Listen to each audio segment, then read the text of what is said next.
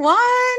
Wow. Welcome back to another episode of the 6570 Family Project podcast. You guys, I am excited about this topic today because I feel like it comes up so much in my life, in my coaching, my family coaching clients' life, and in the world out there where I'm serving as well. And that is, how do I guide my kiddo, my child, through something that I am still struggling with myself?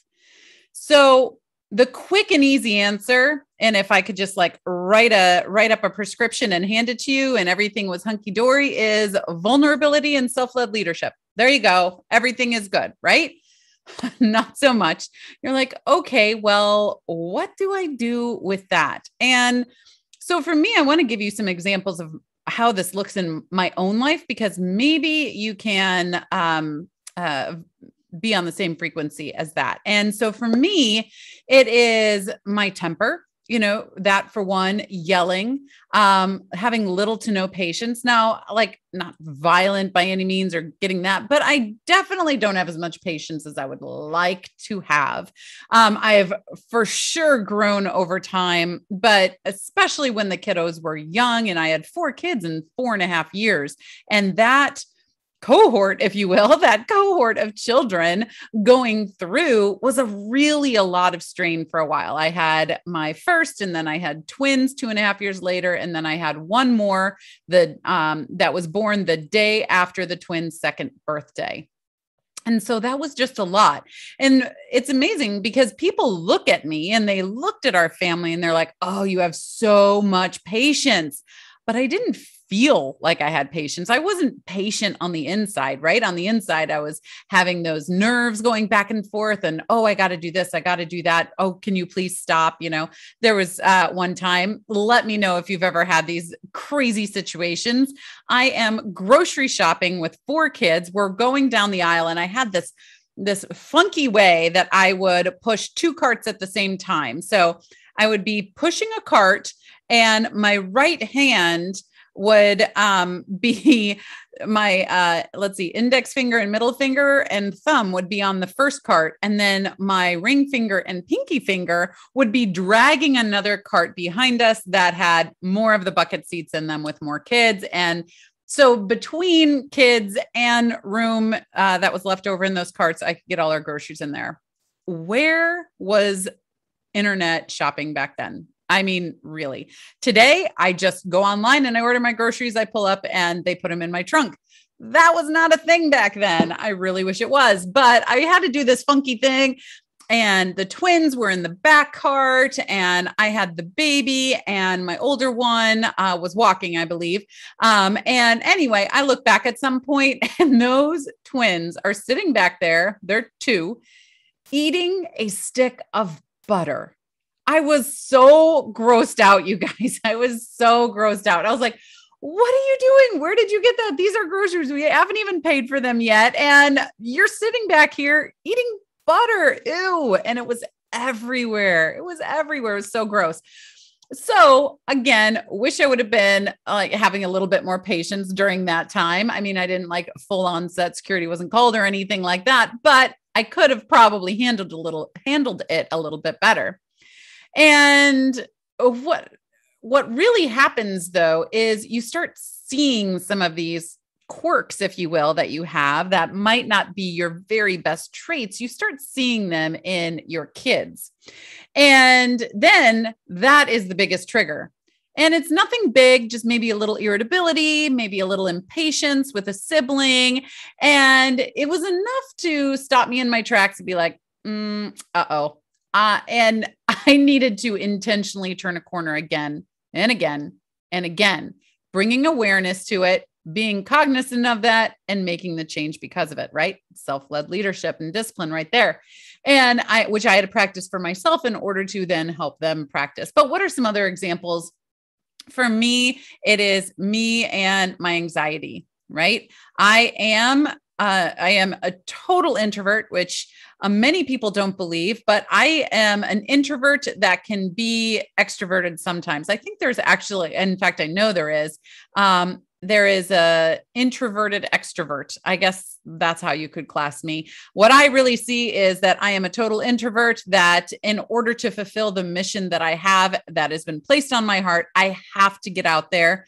And so my need and my drive and my calling have to be a wave that washes over my introversion sometimes. And so that's why I see it, but it still causes uncomfortableness, some of that anxiety. Me and not enough were really good friends. Me and not enough. Me and self-consciousness, another good friend of mine. I wouldn't say a close friend. I wouldn't say a good friend. And me and self-doubt, right? Those are big ones that I struggle with for sure. But the thing is they can't help but come out of you. You can try to bottle things in on the inside, but they always seep to the surface, always. And our kids mirror what they see. I mean, better for worse, they mirror what they see.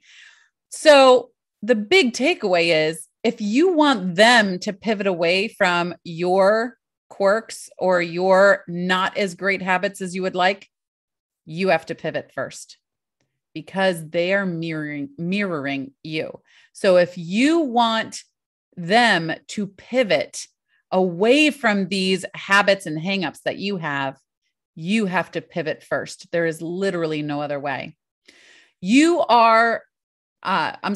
you are is how we lead. That is a quote from Brene Brown. You guys, I love Brene Brown. I've read all the books right now. I am reading the latest one, Dare to Lead. I love Brene Brown. I worked in her programs for a year and a half. There, was a time that she had me up on the screen and I was like, oh my goodness, like fangirl moment of Brene Brown. She has TED Talks out there. You guys, read Brene Brown, watch Brene Brown. It is so, so good. I've built so much of who I am and in overcoming who I was through those experiences with Brene Brown. But again, she says, who we are is how we lead. So again, if you want them to pivot away, you have to pivot first.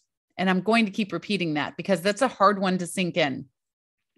And we need to understand as adults and teach our kids, right? Because we are building them. We are planning and designing and overseeing the building of who they are and their experience in the childhood arena, if you will, so that they can we can help set up a foundation that they can launch life with, right? So that is our teaching. That is our training. That is our leadership as parents, and understanding and teaching that there is no finish line. There is no finish line. There is never going to be a point that I can, swipe my hands back and forth and say, oop, all done with self-doubt. Oops, all done with, not feeling like I'm enough. It is always a constant. And if they can realize that young, they can stop trying to race to a finish line that doesn't exist. And so understanding and teaching that there is no finish line and that we are all moving, because guess what? Time is moving in a direction. You just need to choose what direction you're going in. And a great example of this, I feel like, is the silent treatment. Okay. So same action over a different amount of time. So if you give someone the silent treatment, which I'm not saying you should, or this is a good thing, this is just an example for this to prove a point, is if you give someone a silent treatment, or you're getting one from someone for 5 minutes, that's a lot different than getting one from someone for 5 years, right? Same action, just a different amount of time. And so what we need to understand and how we're leading and what we're doing in there is that there is no finish line. We're always moving forward.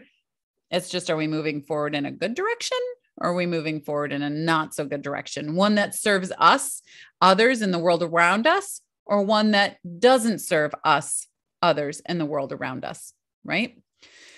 And we are living together as a family. You are living in a home with your family in somewhere, some capacity, right? And the more we can break down those separations of, this is my life and that is your life, the better we can keep ourselves in that leadership position. And we're gradually feeding them hand over hand, this rope of leadership that they can then take with themselves when they leave home.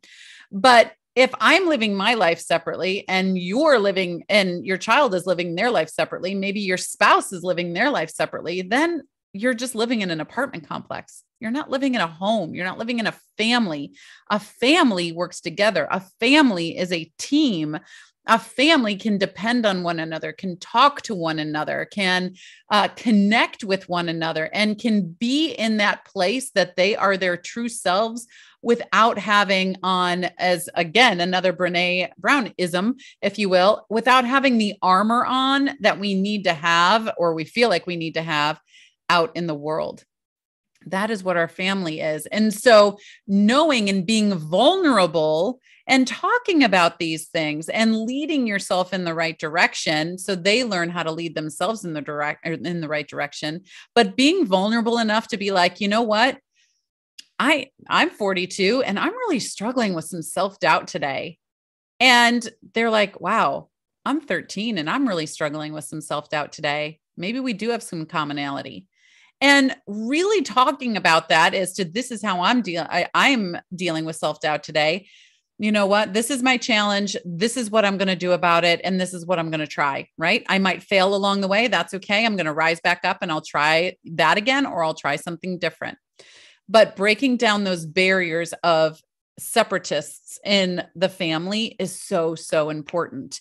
And generational change is best enacted with the parents, not the kids. I want to repeat that. Generational change is best enacted with the parents, not the kids. Those consistent lessons woven into everyday conversations and actions are where that's going to happen. I mean, think about as an adult, any of those changes that you had to make. You had to break up some concrete. You had to break a sweat. You had to get the sore muscles, the heart, the brain, the sweat, all of the things, tears, most likely, all of the things in order to break through the cement of what was being formed or what was formed in your childhood. But if you can pivot first, then you can have them pivot that much easier. And then their core beliefs are cemented in.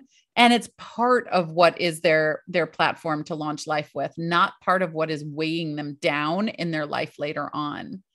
And it is so much harder to do it that way. But you guys, I have this new, it's not a document. It's a new series, a question series that for those of you in the Family Success Vault, those of you Family Success Vault members, it is right in their top of the page. And these are 12 questions that I promise you will break down walls, build connections, and have you answer things that you might not have ever even questioned before. You might not have even fathomed answers for them before.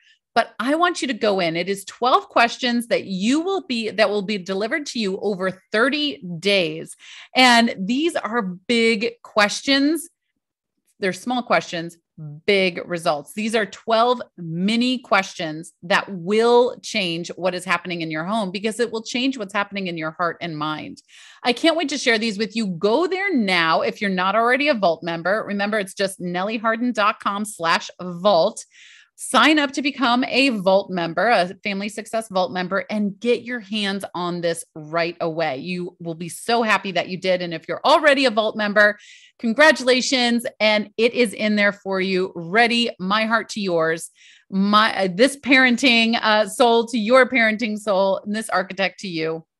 I want to be able to give you this tool, and I spread it out over time. So you have some time to think about these within or between each one of these emails that you're going to receive. So be sure to go and grab those 12 questions in the Vault right away. And I am going to sit here and just think about how we can further help ourselves, how we can further help our kids. It's what I do every morning. It's why I journal. It's why I read. I am better leading myself in self-led discipline and leadership, and then turning around pivoting so I can help them and have that be in the cement of their childhood. Okay, you guys, I hope you guys got so much out of this today. But remember, if you want them to pivot, you need to pivot first. That's the best way to do it. That's the absolute best way to do it. Okay, you guys, happy day, happy building, and I'll see you next time.